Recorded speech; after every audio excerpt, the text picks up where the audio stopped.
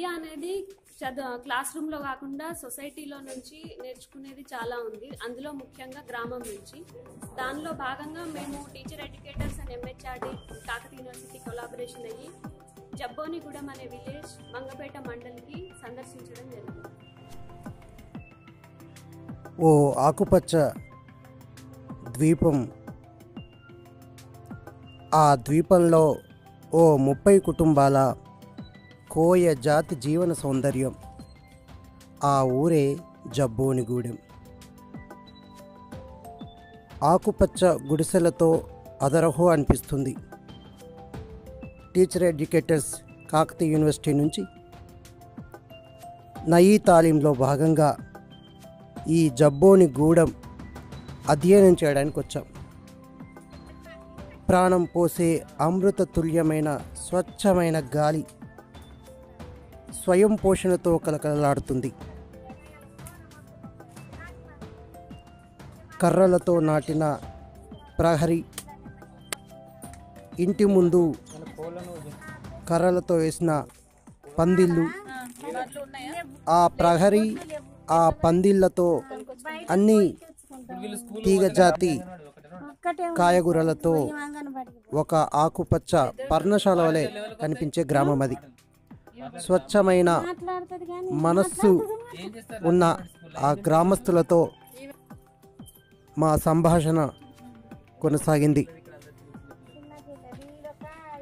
5 గ్రూపులుగా ఏర్పడి అందులో హరిత గ్రూపుగా మేము ఒక 5-6 గ్రామ సంస్కృతిపై అధ్యయనం చేశాం.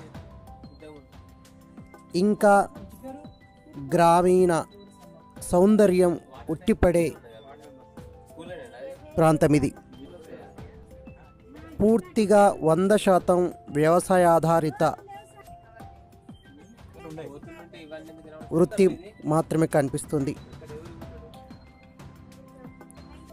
వ్యవసాయం తప్ప, అందులో వరి తప్ప మరే పంట పండించరు. నీటి సౌలభ్యం అధికంగా ఉండడం వలన కేవలం వరి మాత్రమే పండిస్తారు. కనుచూపు మేరలో ఆకుపచ్చ తివాచి పరిచినట్టుగా పొలాలుంటాయి. అయితే తాగడానికి నీటి వనరు లేకపోవడం విషాదమే. ఇక్కడ ఒక మిషన్ భగీరథ వాటర్ ట్యాంక్ కట్టారు, కానీ ఆ నీరు ఆ ట్యాంక్ పైకి ఎక్కదు. తాగునీటికి మాత్రం కటకట. ఈ గ్రామంలో నాటుకోళ్ళ పెంపకం ఉంటుంది. చేపలు పడతారు, అప్పుడప్పుడు షికారికి వెళ్తారు. ప్రతి ఇంటికి కూరగాయలు, పళ్ళ చెట్లు తప్పనిసరిగా ఉంటాయి.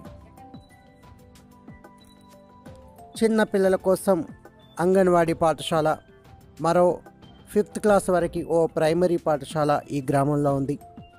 ఆ తర్వాత సోషల్ వెల్ఫేర్ పాఠశాలల్లో విద్యార్థులు చదువుతారు. కానీ ఇక్కడి యువకులు ఈ గ్రామీణ జీవన సౌందర్యానికి అలవాటు పడ్డారు. ప్రతి ఇంటికి ఒక బైక్ ఉంది. ఇక్కడి యువకులు ఆ బల్ల మీద వెళ్ళి సినిమా చూడడానికి వెళ్తారు, సమీపంలో సినిమా థియేటర్కి.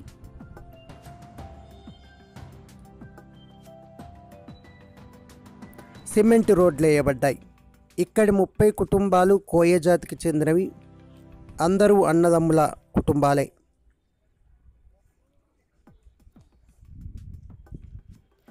చెలకలు లేదా ఖాళీ భూములు ఎక్కడా లేకపోవడం వల్ల పశువులకు గడ్డి దొరకక ఇక్కడ పశువుల్ని పెంచడం లేదు. పాల కోసం సమీప ప్రాంతంలోకి వెళ్ళి తెచ్చుకోవాల్సిందే ప్రతిరోజు. ఈ గ్రామ బొడ్రాయి మామూలుగానే ఉంది. ఇక్కడ ఒక జెండా గద్దె మట్టితో కట్టారు. గ్రామస్తులు నాటుకోళ్లతో పాటుగా చీపుర్లు కూడా స్వయంగా తయారు చేసుకుంటారు. వీరి నివాసాలన్నీ గుడిసెలు, అక్కడక్కడ పెంకుటిల్లు. ఇప్పుడిప్పుడే డాబా ఇల్లు నిర్మాణం జరుగుతోంది. ఇంటింటికి బాత్రూమ్ సౌకర్యం ఉండవలసిందే.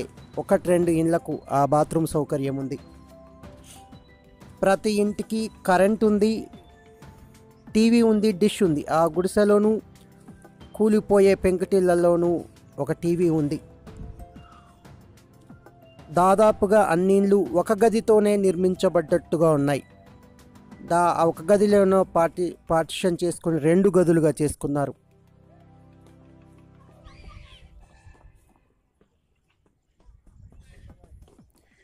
వ్యవసాయానికి సంబంధించిన మార్కెటింగ్ నైపుణ్యాలు లేకపోవడం, దళారులే సీడ్ ఇవ్వడం, ఎరువులు ఇవ్వడం, వాళ్ళే పంటను కొనుగోలు చేయడం జరుగుతుంది. సమీప గ్రామంలో వేట కుక్కలను వెంటేసుకొని షికారుకు వెళ్తారు. అప్పుడప్పుడు దుప్పి కూడా దొరుకుతుందని చెప్పారు. కానీ మేము అది సరైంది కాదు అని ఒక అవగాహనకు తీసుకొచ్చాం.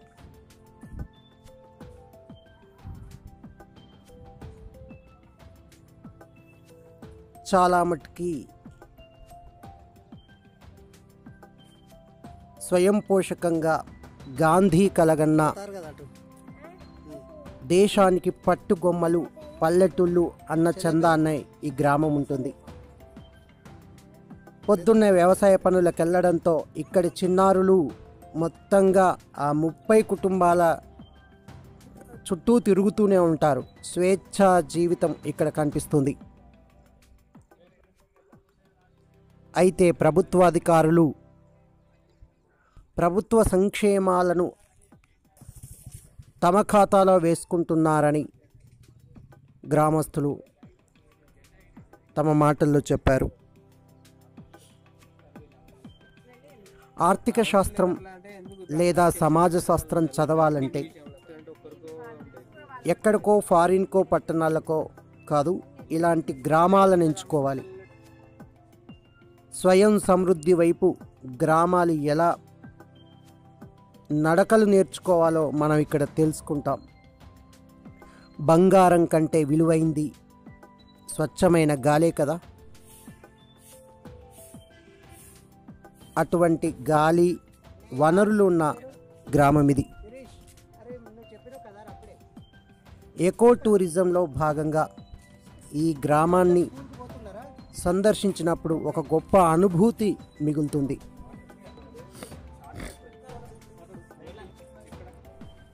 కలిసికట్టుగా గ్రామస్తులు ఉంటారు.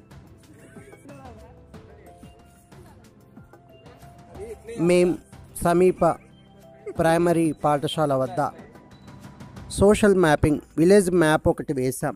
ఎక్కడెక్కడ ఏమేం రీసోర్స్ ఉన్నాయి, నివాసాలు ఎలా ఉన్నాయి, east west north and south, ఆ క్రమంలో గ్రామం ఒక పిక్చర్ వేశాం అనేక రంగులతో.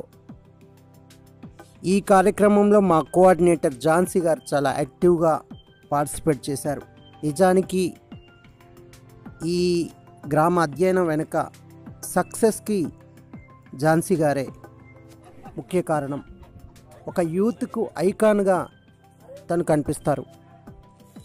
మమ్మల్ని గైడ్ చేసే విధానం కూడా చాలా అద్భుతం. సో మేమందరం కాకతీయ యూనివర్సిటీ నుంచి ఒక టూరిస్ట్ బస్లో మేము బయలుదేరాం.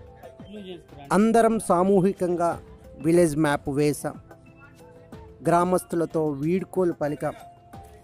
వాళ్ళలో ఒకటిగా మేము అధ్యయనం చేశాం. ఆ జబ్బోనిగూడెం గ్రామ ప్రజలకి మేము కృతజ్ఞతలు చెప్తున్నాం. ఒక్క రోడ్డు కనెక్టివిటీ సరిగ్గా ఉండాలి, దళారులు లేకుండా ఉంటే ఈ గ్రామం ఒక ఆకుపచ్చ ద్వీపమే. మరి థ్యాంక్ యూ. ఈ వీడియో షేర్ చేయండి.